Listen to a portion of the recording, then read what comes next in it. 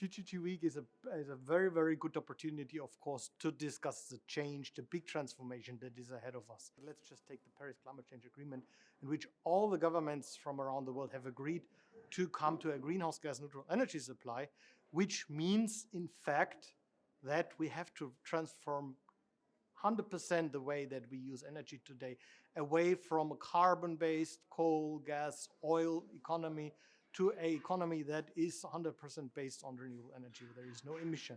And that, of course, requires fundamental changes. That means that we have some of the solutions, we have many of the solutions, but we still need to exchange our experience with that. And an event like this year is a good place that people meet and speak about their experience so far and their plans and the strategies and come to a better understanding and what are the challenges and how we really can go ahead. See that Korea has a very big potential in wind power, onshore as well as offshore, and then it has made so far only very, very little use of that. I do understand that people see there is a visual impact, and especially people living there, but we have a very clear answer to that, and this is involving the people. And let me just mention the keyword that we have for that is community power.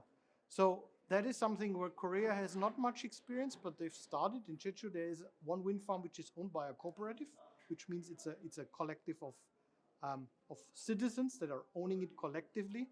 And we know this from other countries. Once the locals own the wind farms and they get the profit out of it, what you need to do is primarily set up a remuneration system which allows those smaller investors to invest. But you must be sure that you get a return, that you can sell the electricity. And I think there is a regulatory requirement still that needs to be adjusted. So for me, it's kind of encouraging really to see that really things are starting to move. I think there is a change. It's starting. We're just at the beginning. I mean, Korea still has a long way to go, but I sense now the time has come that change is also more seen as an opportunity than a burden. Climate change mitigation is not primarily a burden, it's an opportunity, in particular in a country with the technological know-how and capabilities like Korea. This is what I also understand here. It can make use of that, and now it's going to make use. I hope so.